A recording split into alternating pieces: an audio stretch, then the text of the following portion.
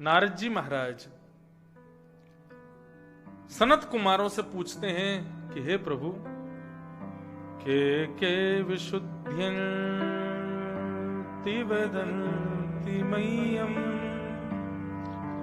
सप्ताह यज्ञेन कथामयेन कृपालुभिर्लोकहितं विचार्य प्रकाशित कोऽपि नवीनमार्ग।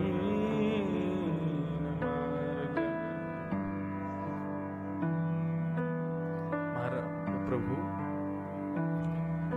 भागवत का आश्रय लेने से, भागवत की सन्निधि ग्रहण करने से कौन कौन लोग पवित्र होते हैं, हमें बताइए। कौन कौन पवित्र मतलब कौन कौन से पापी लोग, किस किस प्रकार के पाप करने वाले लोग कथा सुनने से पाप मुक्त हो जाते हैं, हमको बताइए। मुझे विस्तार से ये कथा सुनाइए। तब सनत कुमार उनको गिनवा रहे हैं कौन कौन से पाप होते हैं, और उन पापों को करने वाला व्यक्ति यदि सप्ताह कथा सुने तो वो पाप दूर हो जाएगा। कैसे? अच्छा, ये बात शुरू करूं उससे पहले एक बात कह दूं। बंधुओं, गंगा में स्नान करने से पाप दूर होते हैं, है ना। मछली का तो जन्म ही गंगा जी में होता है, उससे बड़ा बड़भागी तो कोई होगा ही नहीं फिर। लेकिन लोग उसको भी खा जाते हैं निकाल के गंगा जी से। निश्चित ही उसके पूर्व जन्म का प्रारब्ध है ना, उसके पूर्व जन्म का पाप है ना, वो मछली बनी और एक दिन एक व्यक्ति के द्वारा खाई गई, मर गई। और कोई जानवर, कोई उसको जीव ना भी खाए तो कोई जानवर खा जाता, कोई जानवर नहीं खाए तो अंदर की कोई बड़ी मछली खा जाती है। स्वमृत्यु से मछली बहुत कम मरती है, या कोई भी जीव स्वमृत्यु से बहुत कम मरते हैं। वो किसी ना किसी के द्वारा खा लिए जाते हैं। या गंगा में जन्म लेने वाली मछली के लिए आज हम ये बात कह सकते हैं कि वो प्रयाग, बनारस आदि कलकत्ता पहुंचते पहुंचते तो दूषित जल की वजह से मर जाती हो। उसका तो पाप नहीं था, फिर उसकी मृत्यु ऐसी क्यों?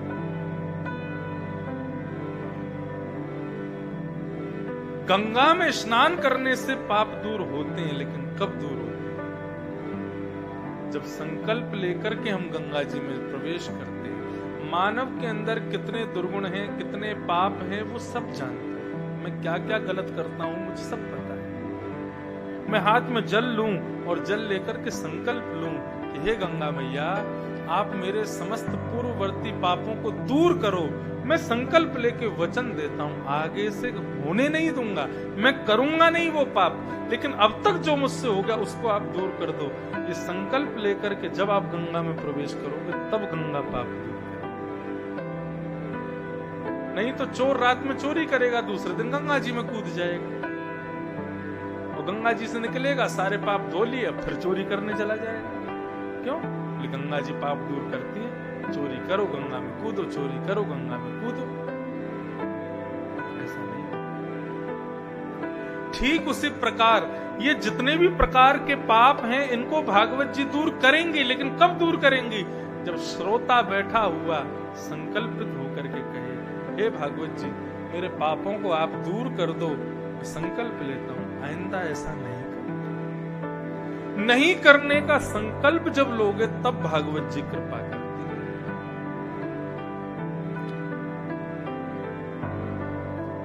अब कौन कौन से पाप?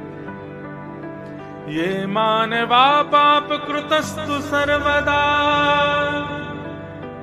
सदा दुराचार रता विमार्गगा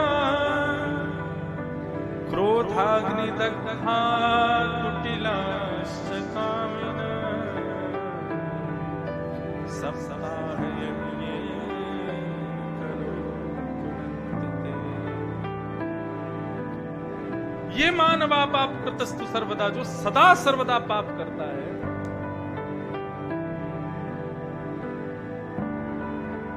जो सदा सर्वदा पाप करता है, ऐसा व्यक्ति यदि कथा सुने तो सब प्रकार के पापों से सदा दुराचार, दुराचार मतलब दुराचरण, दुराचरण मतलब खुद गलत नहीं करता लेकिन दूषित व्यक्ति का संग करता, उसका आचरण करता है, उसके जैसे बनने का प्रयास करता है। बालक क्या करता है, बोले बड़ों को देखता है सिगरेट पी रहे तो इनको देखा देखी एक दिन खुद भी ले लेता है, उसको पीने का शुरू करता है, धीरे धीरे वैसा ही हो जाता है। इसको कहते हैं दुराचरण। क्रोधाग्नि दग्धा, भयंकर क्रोध में जो व्यक्ति रहता है, भयंकर क्रोध भी पाप के समान है। क्रोध कैसा कैसा होना चाहिए ऐसा शास्त्रों में बताया गया। कैसा क्रोध होना चाहिए, बोले घटिकत द्वयम, 2 घड़ी का क्रोध होना चाहिए। दो घड़ी का क्रोध भी मध्यम माना जाता है। श्रेष्ठ क्रोध कौन सा, क्षण, 2 क्षण का, मतलब गुस्सा आया और सामने वाले को पता भी नहीं चला कि आपको गुस्सा आया था। इस क्रोध को श्रेष्ठ क्रोध कहते हैं। और अधम क्रोध कौन सा है, 2 दिन से ज्यादा तक जो रहे, अधम क्रोध। उत्तम, मध्यम, अधम। उत्तम क्रोध कौन सा, जो 2 सेकंड के लिए आया बस। मध्यम क्रोध कौन सा, 2 क्षण और 2 घड़ी के लिए जो आया, यानी कि लगभग 1-2 घंटे तक जो क्रोध रहे वो मध्यम क्रोध है, या 1 दिन तक जो रहे वो मध्यम क्रोध है। लेकिन 2 दिन से भी अधिक जो चले वो अधम क्रोध है, श्रेष्ठ क्रोध नहीं है। 2 दिन से अधिक जब क्रोधी कोई व्यक्ति होता है तो फिर उसके द्वारा क्रोध पाप हो जाता है, पाप में आ जाता है। तो क्रोधाग्नि दग्धा, क्रोध की अग्नि में जो जलता है, ऐसा व्यक्ति भी यदि कथा सुने तो कथा सुनते सुनते धीरे धीरे उसका क्रोध कम हो जाएगा, उसका क्रोध शांत होने लग जाएगा। कुटिलाश्च, कुटिल है, कुटिल मतलब किसी का भला ना चाहने वाले व्यक्ति को कुटिल कहते हैं। जो सबका बुरा चाहता है, सबका अनहित चाहता है, ऐसा व्यक्ति भी यदि कथा सुने ना तो वो कुटिलता उसकी दूर हो जाएगी, वो सबका हितैषी हो जाएगा। कुटिलाश्च कामिनः, बहुत कामी व्यक्ति भी पाप के समान है। कामी व्यक्ति भी यदि बहुत कथा सुने तो धीरे धीरे उसके काम का प्रभाव कम हो जाता है। सप्ताह यज्ञेन कलौ पुनन्तिते, सप्ताह कथा सुनने से ये सारे पाप नष्ट होते हैं। और कायेन वाचा मनसापि पातकम् नित्यं प्रकुर्वन्ति रसठा हठेनये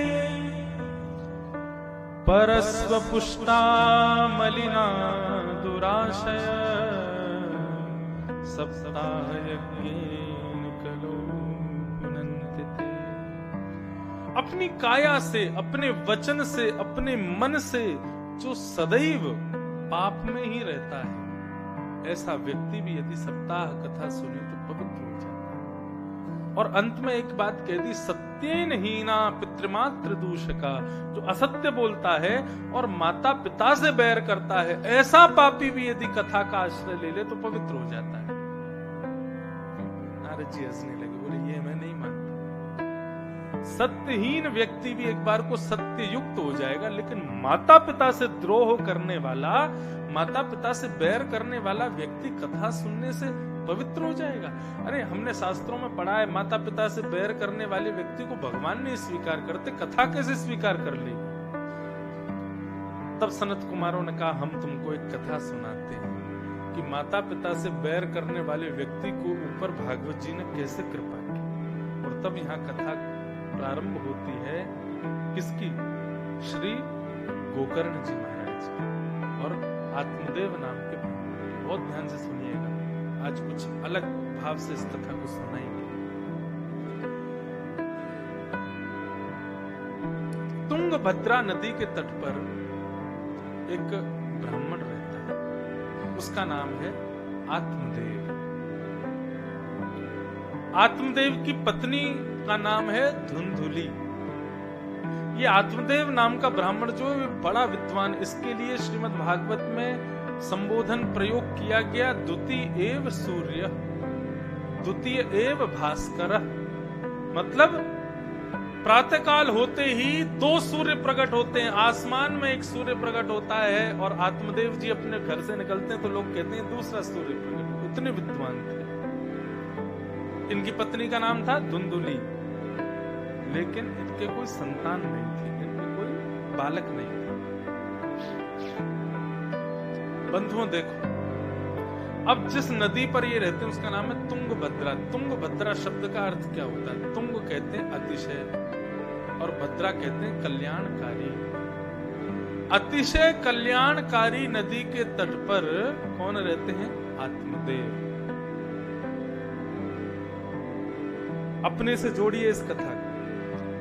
हमारे पास अतिशय कल्याणकारी क्या है? हमारे पास अतिशय कल्याणकारी हमारा शरीर। कल्याण करने वाला भी ये शरीर है, पाप करने वाला भी ये शरीर है, पुण्य करने वाला भी ये शरीर है, कथा में ले जाने वाला भी ये शरीर है, कसीनों में ले जाने वाला भी ये शरीर है, गंगा जी में नहाने वाला भी शरीर है, वाटर पार्क में ले जाने वाला भी शरीर है, शुद्ध 56 भोग का प्रसाद पवाने वाला भी ये शरीर है, और मांस भक्षण कराने वाला भी ये शरीर है। कल्याण के मार्ग और पाप के मार्ग, मार्ग दो हैं, दोनों पर चलने वाली गाड़ी ये शरीर ही है। आपको चुनना है, आपको किस मार्ग पर जाना है। तो ये कल्याणकारी नदी कौन सी है? ये हमारा शरीर ही तुंगभद्रा है, और उस तुंगभद्रा नदी के तट पर रहते आत्मदेव, माने शरीर रूपी हमारी इस नदी के तट पर रहते हैं हमारी आत्मा। और उस आत्मा की पत्नी कौन है? उस आत्मा की पत्नी है धुंधुली। धुंधुली यानी कि मन।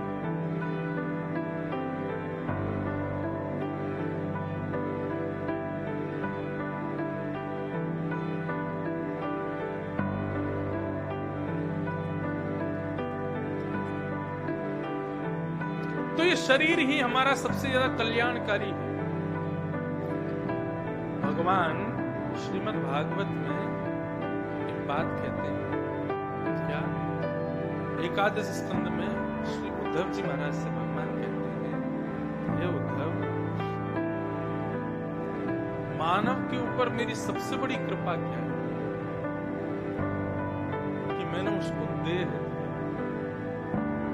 कि नृदेह माद्यम सुलभम सुदुर्लभम प्लवम सुकल्पम गुरु कर्णधारम मयानुकूलेन नभस्वतेरितम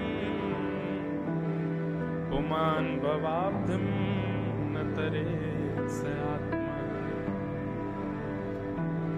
भगवान ने हम पर सबसे बड़ी कृपा की कि हमको ये शरीर दिया। जन्मदिन पर लोग दुनिया भर के गिफ्ट्स देते हैं, कोई शूज देता है, कोई ग्लासेस देता है, कोई कैप देता है, कोई टी शर्ट देता है, कोई परफ्यूम देता है, कोई वॉच देता है, कोई मोबाइल फोन देता है, दुनिया भर के गिफ्ट सब लाते हैं। उन सारे गिफ्ट्स को एक तरफ रखिएगा और खुद से पूछिएगा, आज मेरे जन्मदिन पर सबसे बढ़िया गिफ्ट मुझे किसने दिया? ये सारी वस्तुएं मेरे सामने रखी है, लेकिन इन सबसे भी श्रेष्ठ गिफ्ट मुझको आज भगवान ने सबसे बड़ी कृपा हम पर की कि हमें शरीर दिया। ये शरीर सबसे ज्यादा कल्याणकारी। तो इस कल्याणकारी शरीर के अंदर आत्मदेव नाम का ब्राह्मण यानी आत्मा रहती है। उस आत्मा की पत्नी कौन है? मन। मन को सदैव धुंधुला दिखता है, इसीलिए उसका नाम है धुंधुली। मन सदैव आपको वो वस्तु देगा जिसमें आपको कंफर्ट मिलता हो, जिसमें आपको मतलब आपको दो चीज होती हैं, हमारी दो पत्नियां हैं, मन और बुद्धि। मन सदैव उस मार्ग पर ले जाता है जहां पर आपको कंफर्ट हो, और बुद्धि सदैव आपको उस मार्ग पर ले जाता है जो आपके लिए उचित हो। माफ कीजिएगा, लेकिन कथा में पहली बार आपको मन नहीं लेके आता, बुद्धि लेके आती। धीरे धीरे धीरे धीरे धीरे हम आदी हो जाते हैं, जब अपने आप को उस रूप का बना देते हैं तब मन लेकर के जाता है। नहीं तो पहली बार कोई व्यक्ति कथा सुनता है ना तो बुद्धि से आता है, वो किस लिए जा रहे हैं, हमारी आंटी कथा करवा रही है, हमारे चाचा जी कथा करवा रहे हैं, हमारे रिश्तेदार कथा करवा रहे हैं, तो थोड़ा चले जाते हैं। तो बुद्धि के रिलेशनशिप की वजह से आप उसमें जाते हो। लेकिन जब वहां जाकर के आप सुनते हो, सुनते सुनते सुनते सुनते धीरे धीरे धीरे आपका मन लगने लगता है। जब मन उसके प्रति आकर्षित होता है, अगली बार फिर आपको बुद्धि नहीं लेके जाती, फिर आपको मन लेके जाता है। इसका मतलब पहली बार में मन धुंधला होता है, उसको साफ करना पड़ता है, तब मन आपको सही दिखाता है। शरीर मोटा हो रहा है, रोज घूमना चाहिए, सुबह उठ करके वॉक करो, जॉगिंग करो, ये कौन कहता है? मन कभी नहीं कहता ये बात, बुद्धि कहती है। बुद्धि कहती है भाई कल से जिम ज्वाइन कर लो। कितने बजे जिम जाओगे? सुबह 5 बजे जाएंगे, रात में अलार्म लगा के सो जाएंगे, सुबह 4:30 बजे उठ जाऊंगा, हाथ मुंह धो करके जिम जाऊंगा, 5 बजे से अपनी कसरत करूंगा, शरीर को पतला करना है। बुद्धि कहती है। रात को अलार्म लगा के सो जाते हैं, और जिस दिन अलार्म लगा के सोते हैं उस दिन नींद 2 बजे से पहले आती नहीं। उस दिन 1-2 बजे तक करवट ही बदलते रहेंगे। सोना है सोचोगे तो नींद आती नहीं है। और फिर जैसे ही महाराज 4:30 बजे अलार्म बजता है, बुद्धि हमको उठाती, उठ जा, चलो जिम चलना है। लेकिन हमारा मन कहता है सो जा, आज और आराम कर। अरे रजाई गर्म हो गई है रात रात में, बढ़िया, बाहर सर्दी पड़ रही है, उठोगे, हाथ मुंह धोगे, शूज पहनोगे, जैकेट डालोगे, फिर जिम में जाओगे, फिर ट्रेडमिल पे दौड़ोगे, फिर भाई तुम वो डंबल उठाओगे, पसीना आएगा, उसको पहुंच, इतनी मेहनत। मन कहता है सो जा चुपचाप। उस समय मन की मान करके हम फिर से रजाई ओढ़ के सो जाते, अलार्म को बंद कर देते, और सीधे आंख खुल रही है 10 बजे। फिर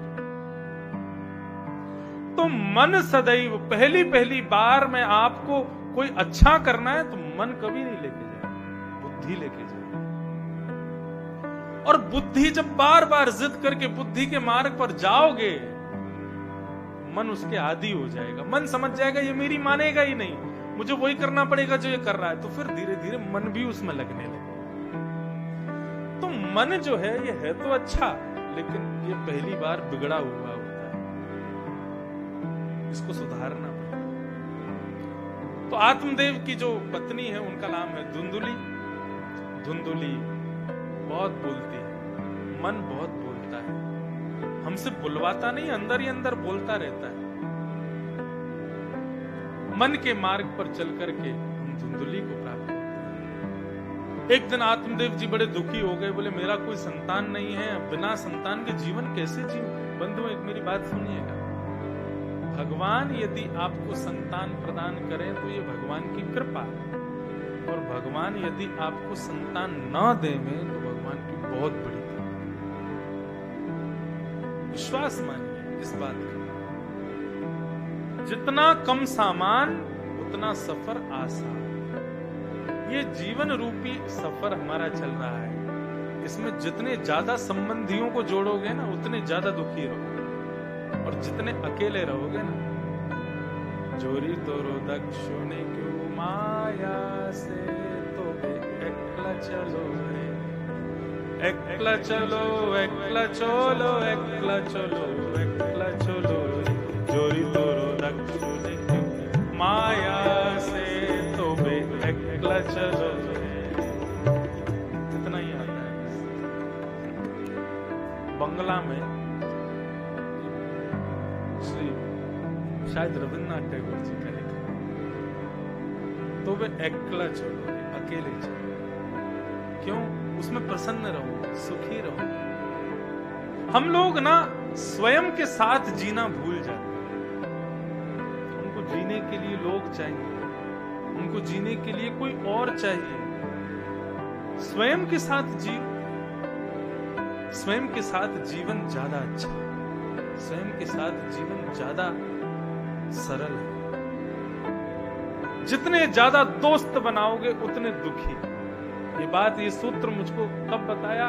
जब मैं पहली बार भागवत जी पढ़ने के लिए अपने गुरुदेव के साथ बैठा, पढ़ने बैठता था तो 1-2 दिन पढ़ता था, फिर कहता था गुरुजी आज नहीं पढ़ पाऊंगा। क्यों? मेरे दोस्त का जन्मदिन है, वहां जाता था। मेरे 2-4 दिन पढ़ने के बाद गुरुजी आज नहीं पढ़ पाऊंगा, क्यों? मैं दोस्तों के संग कहीं जा रहा हूँ, आज तब ऐसा रहता है। एक दिन गुरुजी मुझे लेके बैठे, कितने दोस्त हैं आपके? गुरुजी ऐसे तो ज्यादा नहीं है, 15-20 तो होंगे। तो गुरुजी ने समझाया, बोले 15-20 दोस्त मतलब समझ रहे हो, 15-20 चिंताएं तुम अपने सिर पर लेके घूम रहे हो। क्यों?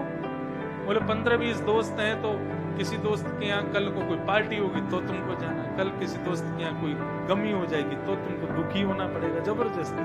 क्यों? दोस्त के यहाँ दुख है तो तुमको भी होना पड़ेगा। तो जितने ज्यादा लोगों को सिर पर जोड़ के रखोगे उतने दुखी रहोगे, और जितने एकांत में रहोगे उतने प्रसन्न रहोगे। जितने कम दोस्त उतने सुखी, और जितने ज्यादा दोस्त उतने ज्यादा दुखी। तो उस दिन से ये सूत्र बनाया, धीरे धीरे धीरे धीरे दोस्त कम कर। अब गिने चुने हमारे सब संगीतज्ञ, सब हमारे परिकर के यही लोग मेरे दोस्त हैं। और ये भी दोस्त कब है? जब कथा होती है तब मिलते हैं, उसके बाद ये ना मुझे पूछते हैं, मैं भी पूछता हूँ फिर भी।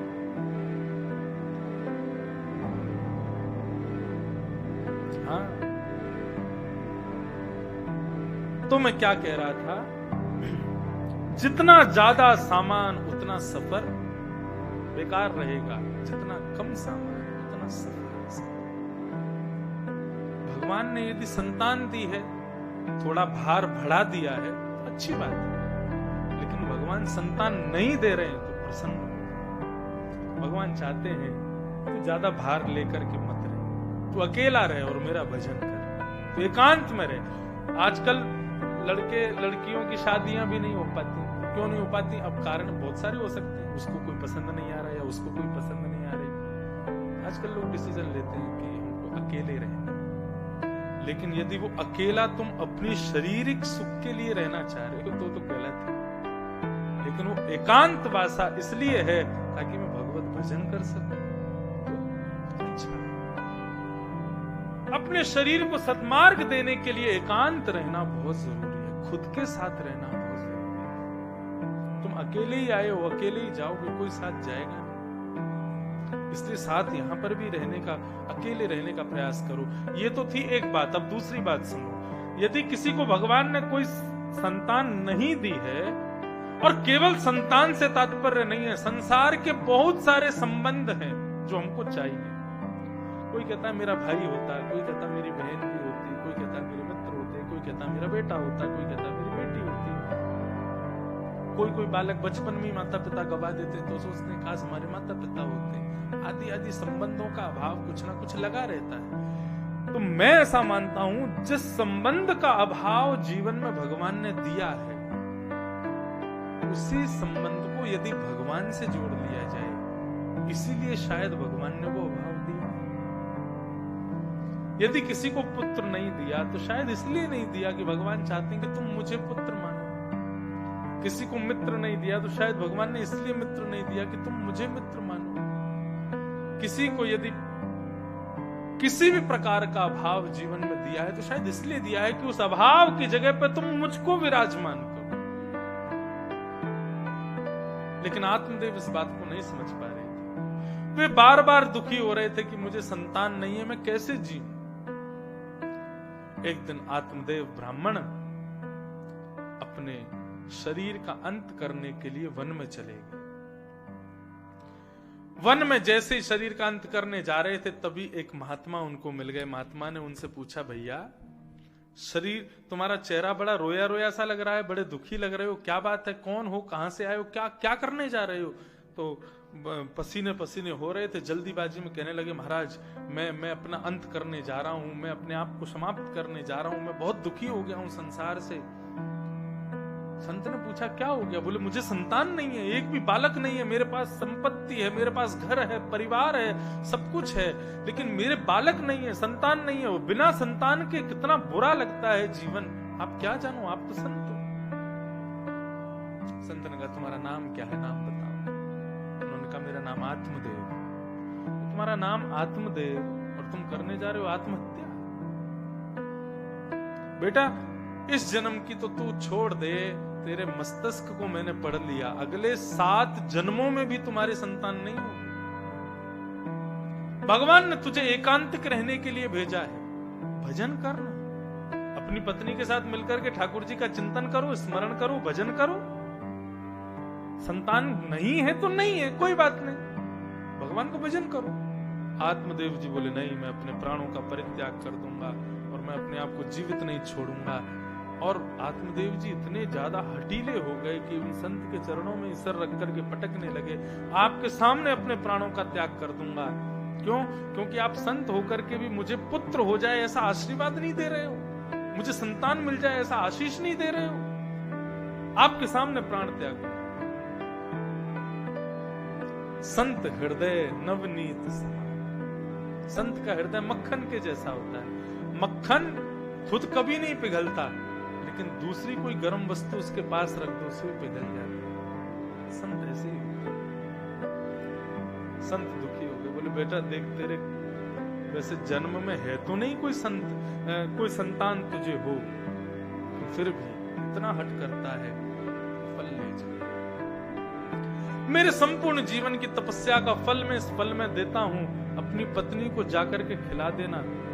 1 वर्ष तक का नियम बता रहा हूं, उन वर्षों का नियम, 1 वर्ष का नियम पालन करोगे तो तुम्हारे घर एक अच्छा पुत्र जन्म लेगा। क्या क्या नियम बताए?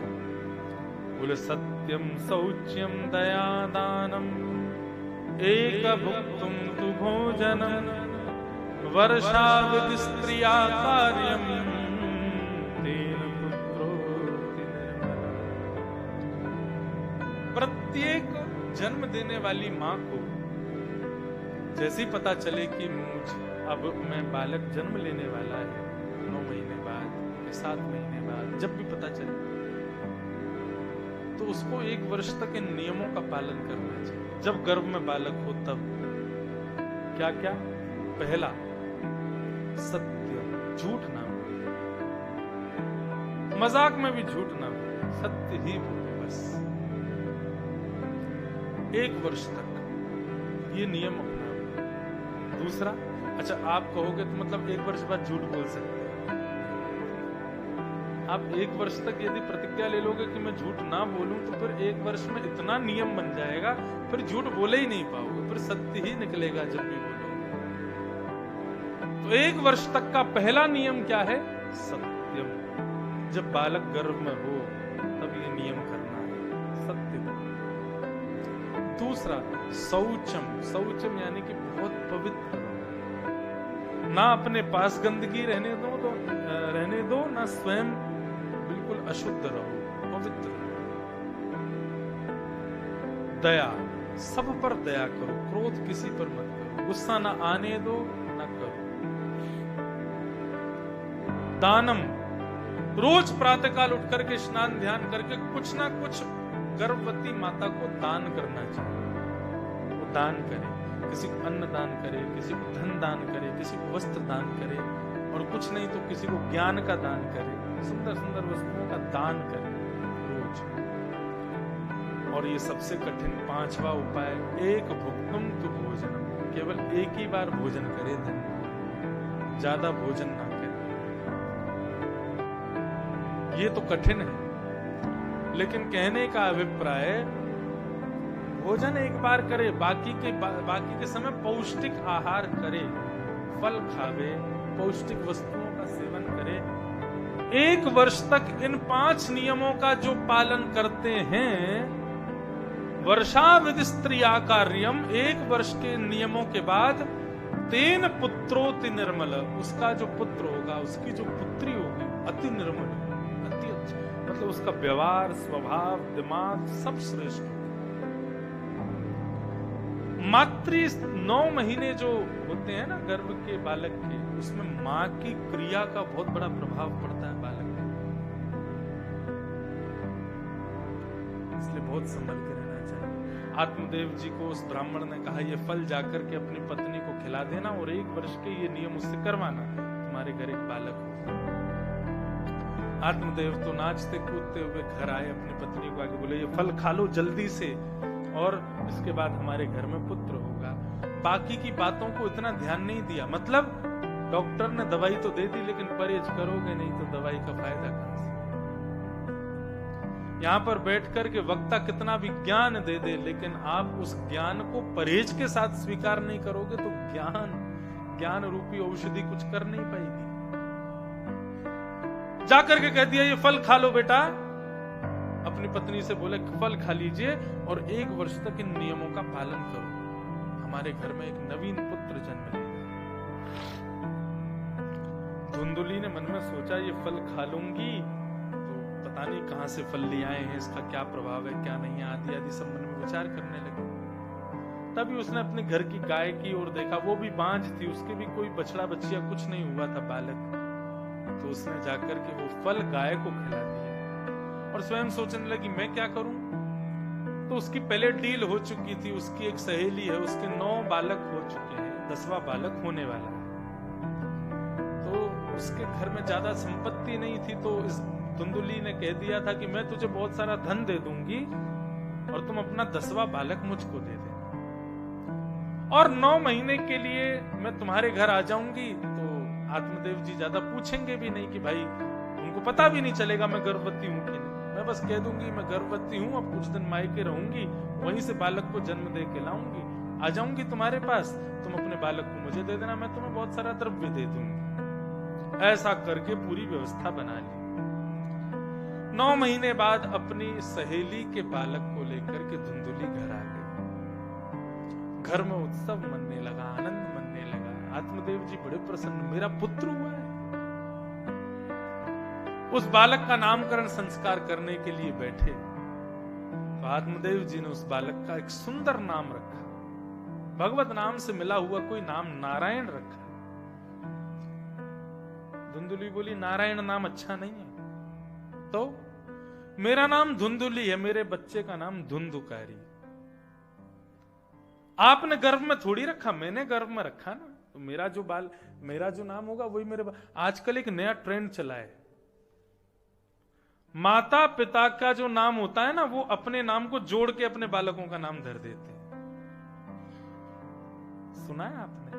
उसका कोई मतलब नहीं होता लेकिन फिर भी धर देते हैं।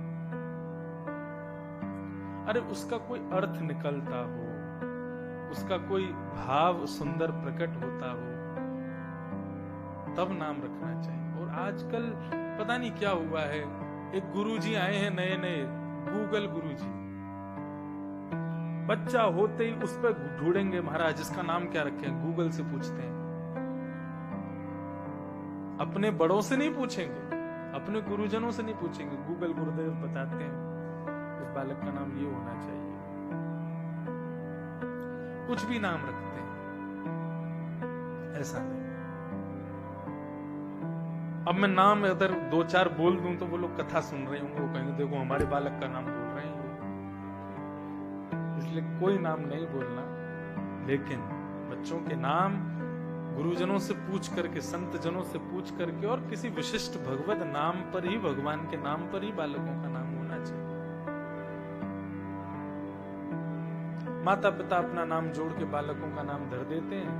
माता पिता ने जैसा जैसा जो जो किया, उल्टा सीधा काम, वही बालक करने लगते हैं। उसका उपल्ला पाठ होते हैं बालक।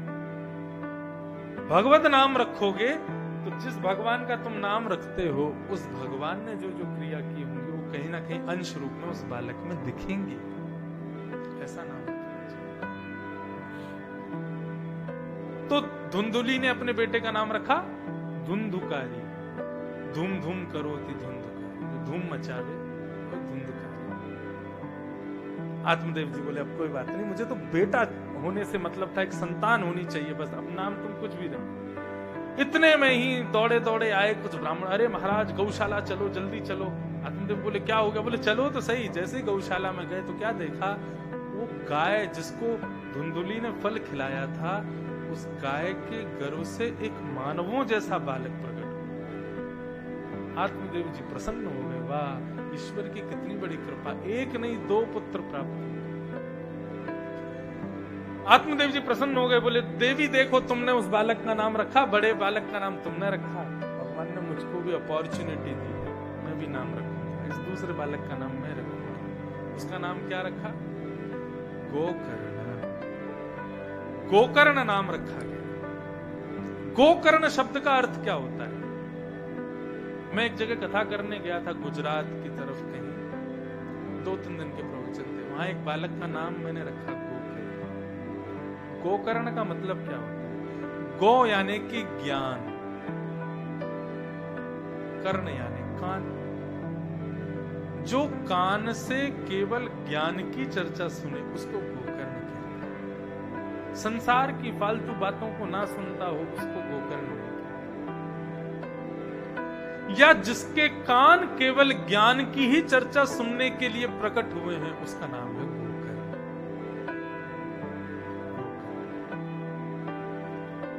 और एक भाव ये भी बताया जाता है कि जब गोकर्ण जी का जन्म हुआ था तो गाय के गर्भ से हुए, शरीर तो मानवों जैसा था, लेकिन कान उनके गाय जैसे थे, बड़े बड़े, इसलिए उनका नाम गोकर्ण रखा।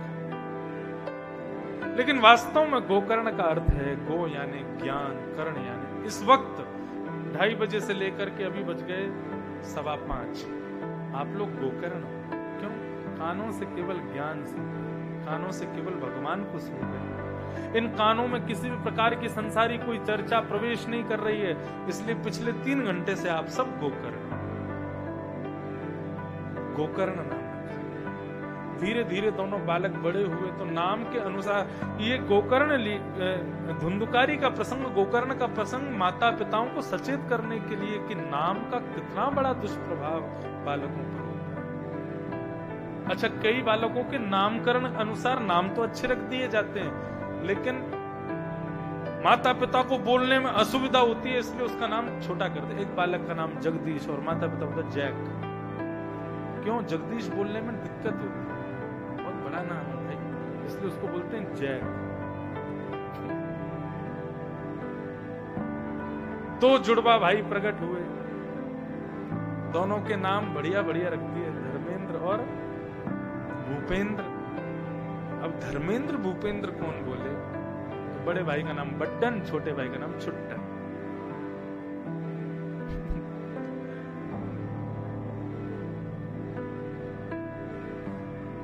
अब उस बालक को बार बार तुम इसी नाम से बोलोगे ना, बड्डन बड्डन बड्डन, तो एक दिन वास्तव में उसके सिर पर बहुत बर्डन हो ही जाएगा।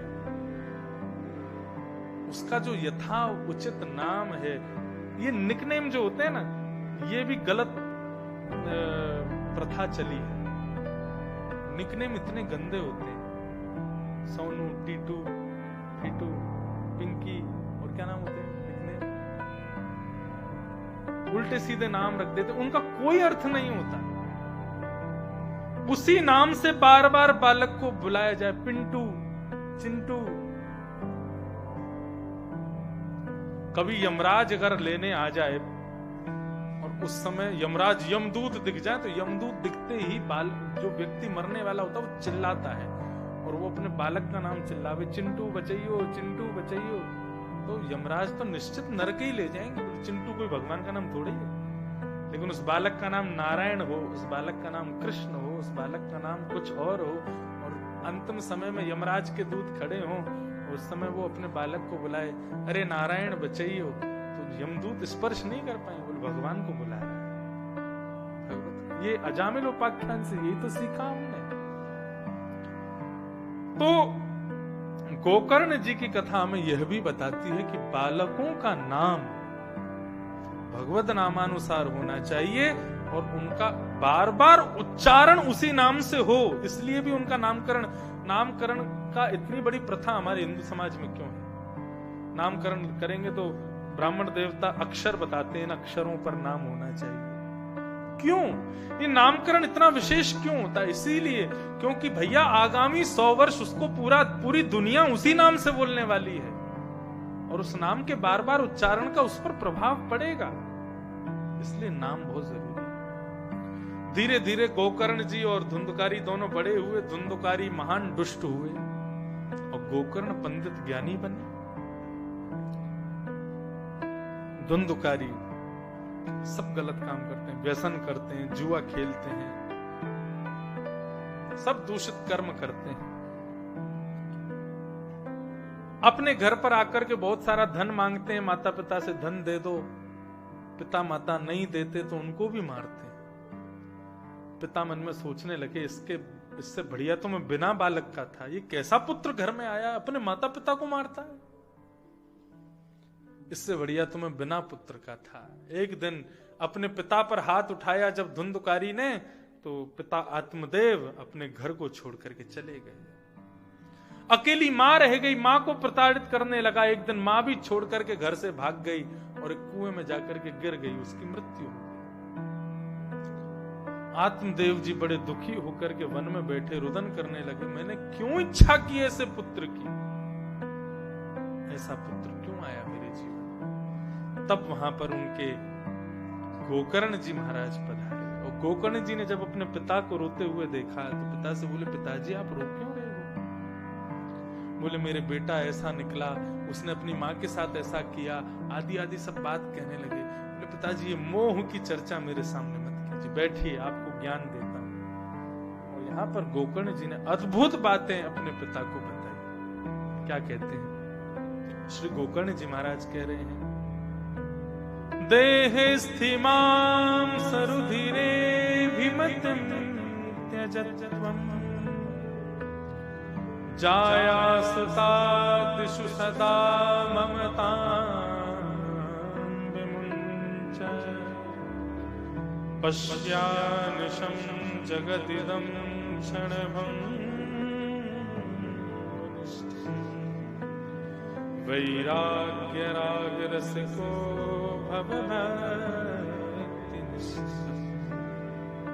पिताजी आप दुखी हो। मानव को दुखी करने वाले दो कारण होते हैं। कौन कौन से? पहला,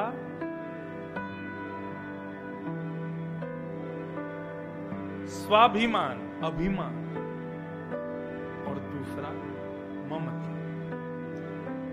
अहमता और ममता ये दो दुख के कारण होते हैं।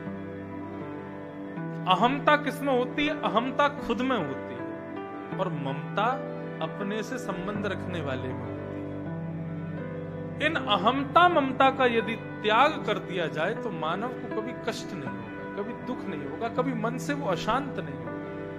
हमारी मन की अशांति का सबसे बड़ा कारण है अहमता और ममता। पिताजी सबसे पहले तो अहमता का त्याग करो। अहमता मतलब मैं ये हूं, मैं वो हूं, मैं ऐसा हूं, मैं वैसा हूं। अरे जब आप कुछ बन जाते हो ना तो आपको अपमान बोध होने लग जाता है। आप खुद को कुछ मानने लगते हो ना तो किसी व्यक्ति की छोटी सी भी गलत क्रिया आपको ऐसा फील कराती है कि आपका अपमान हो गया। लेकिन जब आप खुद को कुछ नहीं समझते तो कोई आपका कितना भी अपमान कर दे आपको बोध नहीं होता। जिसको सम्मान की बहुत इच्छा होती है अपमान भी उसी को ही लगता है। जिसको सम्मान की इच्छा ही नहीं है उसको अपमान बोध क्यों होगा? शादी में गए, खड़े घूम रहे, किसी ने पूछा भाई बैठ क्यों नहीं रहे हो? हमसे किसी ने पूछा ही नहीं बैठने के लिए। अरे इतने सोफे खाली बैठे, इतनी सारी कुर्सियां रखी, बैठ जाओ खुद ही। नहीं, हमसे आके कोई कहे कि नहीं भैया बैठो तो बैठे। किस बात का अभिमान? हम जब खुद को कुछ समझने लगते हैं तो हमारे भीतर अभिमान आ जाता है, और वो अहमता दुख का कारण। क्यों? हम जब खुद को कुछ समझेंगे तो कहीं जाएंगे तो हमारे मन में इच्छा प्रकट होती है, हम वहां जा रहे हैं फलानी जगह पे, गाड़ी से उतरते ही बैंड बाजे बजने चाहिए, मुझको माला पहनावे, मेरे से आओ भगत हो, मुझसे पूछें, मुझे रोटी खिलावे, मुझे मालपुआ खिलावे। और जब आप वहां पहुंचते हो, जो जो आपने सोचा उनमें से एक भी यदि कमी रह जाती है तो आप दुखी हो जाते हैं। मुझसे ऐसा नहीं किया, मुझसे वैसा नहीं किया, मुझसे ये नहीं पूछा, मुझसे वो नहीं पूछा। महाराज मैंने व्हाट्सएप ग्रुप से लेफ्ट क्यों कर दिया? बोले आपने ना उसके जन्मदिन पे इतना बढ़िया उसको लिख के भेजा था, मेरे जन्मदिन पे केवल हैप्पी बर्थडे, मेरा इतना ही अस्तित्व बस। लेफ्ट ग्रुप से निकल गए बाहर। लोग कितने माननीय हो गए, उनको कितनी ज्यादा सम्मान की इच्छा हो गई है कि एक व्यक्ति का। अरे बंधुओं, जो सम्मान की इच्छा रखता है ना वो देव है, और जो अपमान में भी प्रसन्न रहे वही महादेव है। महादेव वो देवों के भी देव। जो सम्मान में प्रसन्न है वो देव, और जो अपमान में भी प्रसन्न चिदानंद रूप शिवोहम शिवोहम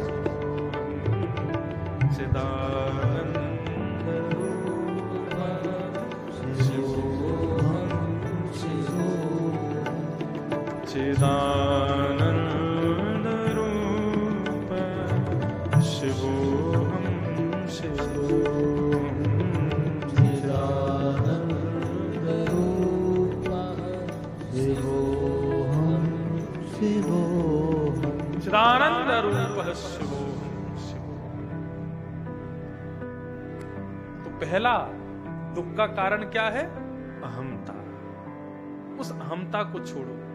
मैं ये हूं, मैं वो हूं, मैं ये हूं। आप कुछ भी नहीं हो। इस संसार में आपका कोई अस्तित्व नहीं है।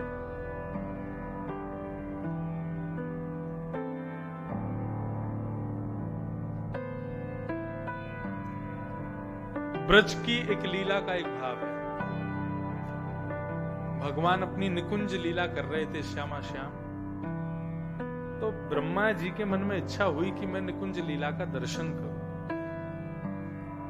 तो निकुंज लीला का दर्शन करने के लिए जब ब्रह्मा जी प्रकट हुए, अंदर जाने लगे, तो ललिता विशाखा ने द्वार रोक दिया। बोले कहां जा रहे हो?